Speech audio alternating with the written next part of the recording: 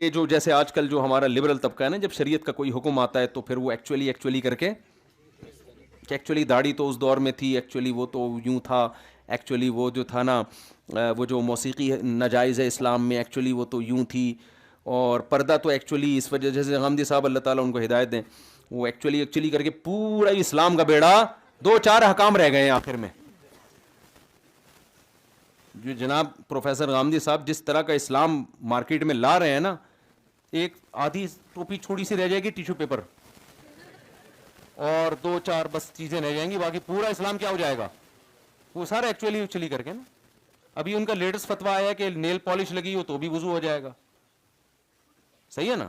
اور قیاس دیکھو کہاں سے کیا جا رہا ہے کہ موزوں پہ نبی نے مسح کیا ہے تو اس پہ بھی مسح کر لیں آپ.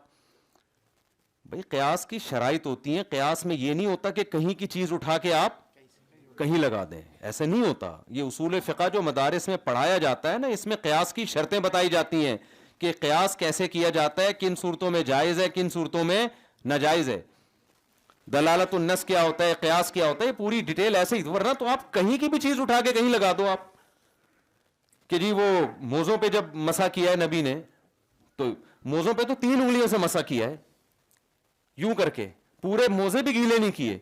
تو کل کوئی پروفیسر اٹھے گا کہے گا کہ نیل پالش پہ آپ مسح بھی پورا ضروری نہیں ہے، ایک ناخن سے بھی یوں کر لیں تو بھی مسح کافی ہے، کیونکہ نبی نے تو 3 انگلیوں سے ساکس پہ مسح، جو چمڑے کے موزے یا اس ٹائپ کے جو بھی موزے ہوتے ہیں ان پہ اس طرح سے مسح. تو کوئی تک نہیں ہے.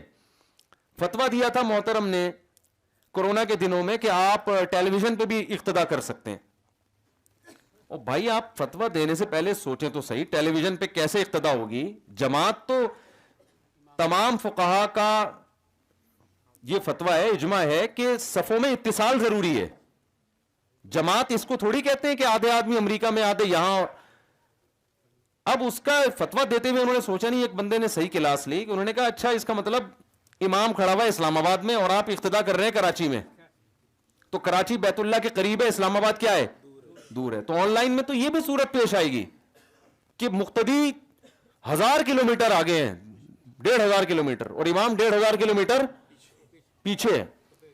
تو یہ جو جدید فتوے مارکیٹ میں آ رہے ہیں نا، اول نظر میں یہ بڑے اٹریکٹیو لگتے ہیں لیکن یہ کھوکھلے ہوتے ہیں، ان کے پیچھے مضبوط بات نہیں ہوتی.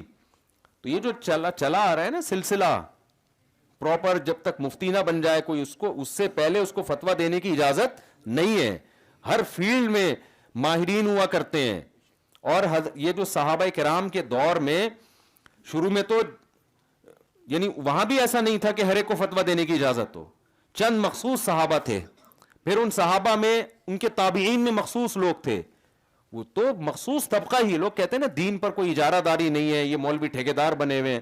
اجارہ تو ایسے تو میڈیکل سائنس پہ بھی کسی کی اجارہ داری نہیں ہے، لیکن اجارہ داری نہ ہونے کا مطلب یہ ہے کہ جو چاہے ڈاکٹر بن جائے. آپ یہ کہیں کہ میڈیکل سائنس پہ کسی کی اجارہ داری نہیں ہے لہذا جو چاہے صحت کے ٹوٹکے بیان کرنا شروع کر دے، یہ غلط ہے. اجارہ داری نہیں ہے، جو چاہے ڈاکٹر بن جائے تو بنے ڈاکٹر بھائی جو. تو اسی طرح دین پر، علم دین پر کسی کی اجارہ داری نہیں ہے. اس کا صحیح مطلب یہ ہے کہ جو چاہے مفتی بن جائے، لیکن بنے تو صحیح. بنے بغیر فتویٰ دے گا وہ فتویٰ قابل قبول نہیں ہوگا. سمجھتے ہو کہ نہیں سمجھتے؟